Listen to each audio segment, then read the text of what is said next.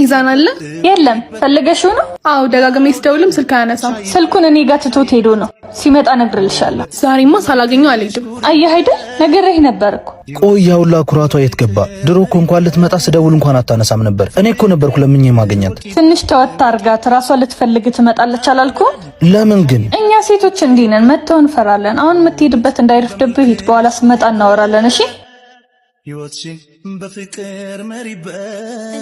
እያለህ ነው ያለኸው የምታስብለው?